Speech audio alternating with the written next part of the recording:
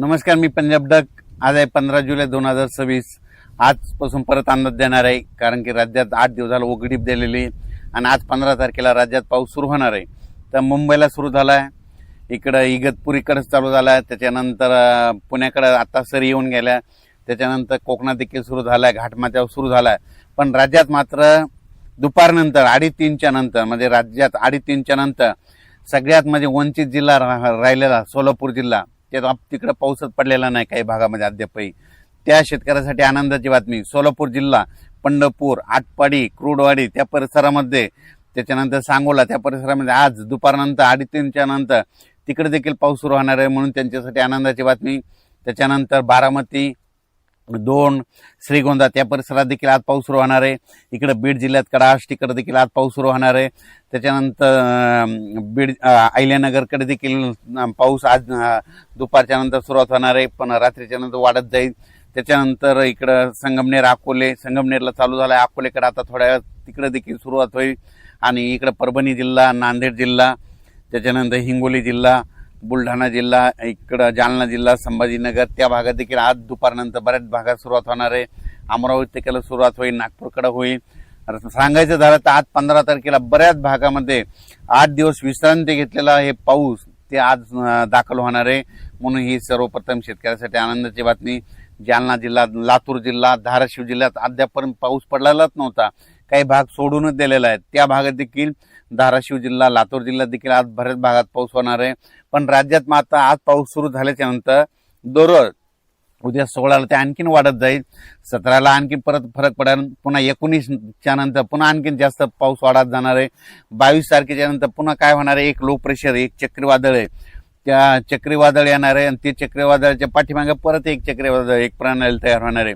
मग हे गेल्याच्या नंतर हे काय होणार आहे, पूर्व विदर्भातून पश्चिमी विदर्भाकडे जाणार आहे, पश्चिमी विदर्भाकडून इकडे जळगाव जिल्ह्यातून उत्तर महाराष्ट्र का म्हणजे वर्धा, नागपूर, भंडारा, गोंदिया, चंद्रपूर, यवतमाळ, वाशिम, हिंगोली, अकोला, अमरावती, बुलढाणा, जळगाव ह्या पट्ट्यातून जात असताना तिकडे विदर्भामध्ये मग 20च्या नंतर चांगला जोराचा पाऊस पडेल. पण तिकडे जर जास्त पाऊस पडत असल्यामुळे मराठवाड्यामध्ये परभणी, जालना, संभाजीनगर या भागामध्ये रिमझिम पाऊस सुरू होईल, बऱ्याच भागामध्ये रिमझिम पाऊस पडणार आहे, म्हणून हा अंदाज लक्षात यायचा. सांगायचं झालं तर म्हणजे आज 15 जुलैपासून ते 5 ऑगस्ट पर्यंत आता सर्व दररोजच वेगवेगळ्या भागात पाऊस पडणार आहे, वेगवेगळा भाग धरणार आहे, सगळीकडे एकदाच जाणार नाही, दररोज वेगवेगळा पडणार आहे. आज देखील नंदुरबार जिल्हा, आतापर्यंत पाऊस काही भागात झालेलाच नाही, त्या भागात देखील आज नंदुरबार जिल्हा देखील दाखल होणार आहे.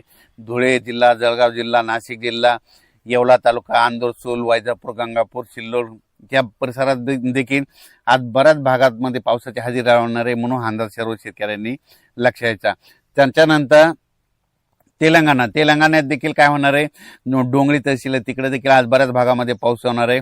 पण 17-18च्या नंतर तिकडे तेलंगणातला देखील पाऊस वाढणार आहे, म्हणून हा तेलंगणातल्या शेतकऱ्यांनी अंदाज लक्षात घ्यायचा.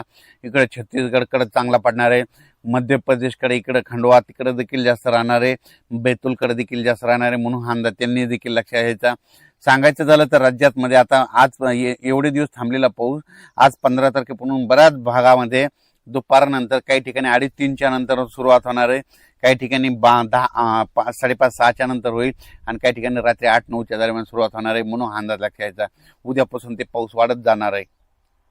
सगळ्यात महत्वाचं, पाऊस पडला आणि नंतर काय होतं, असं वारं सुरू होतं बघा. वारं सुटल्याच्या नंतर कोणी तज्ज्ञ कोणी पाऊस सांगत नाही. माझं म्हणणं यापुढे मला देखील पाऊस विचारायचा नाही. तर तुम्हाला एक सगळ्यात सोबत सांगतो, निसर्गातून पाऊस कसा ओळखायचा.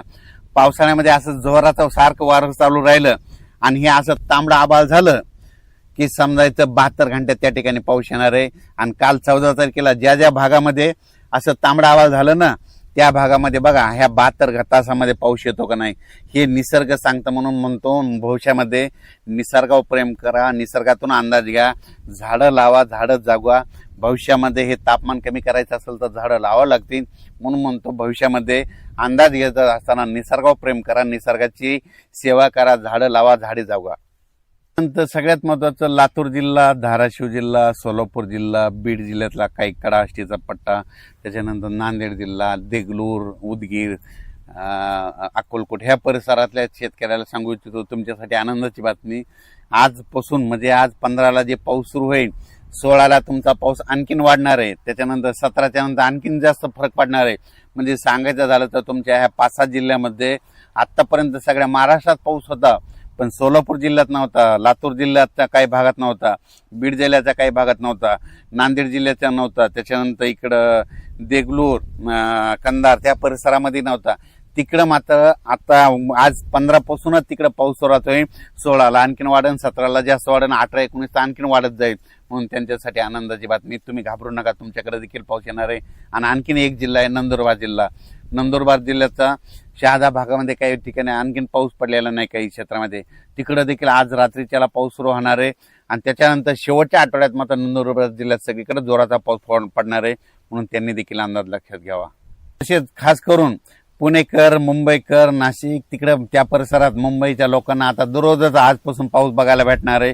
सरीव सरी त्यांना चालूच राहणार आहेत. म्हणून हा अंदाज मुंबई, पुणे, घाटमाता, महाबळेश्वर म्हणजे कोल्हापूर, सांगली त्या परिसरामध्ये देखील त्या अंदाज लक्षात यायचा. कोल्हापूरकडे देखील आता दररोजच सरीव सरी सुरू राहणार आहेत. म्हणून हे कोल्हापूरकडल्या शेतकऱ्यांनी अंदाज लक्षात यायचा.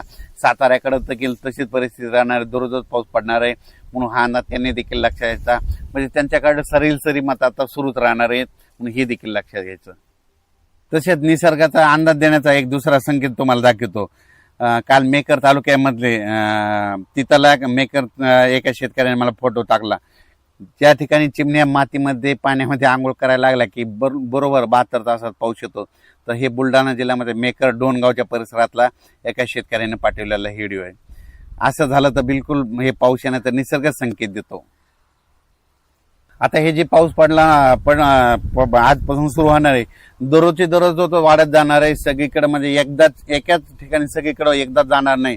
आज 15ला सुरुवात होईल, 16ला बराच भाग तरी, 17ला आणखीन वेगवेगळा भाग, 18, 19 असं दररोज वेगवेगळ्या भागात परत जाणार आहे. आणि सगळ्या शेतकऱ्यांचं ज्यांनी पेरणी केलेली त्याला जीवदान भेटणार आहे. म्हणून हा अंदाज लक्षात यायचा. अचानक वातावरण बदल झालं तर परत एक मेसेज दिला जाईल. धन्यवाद.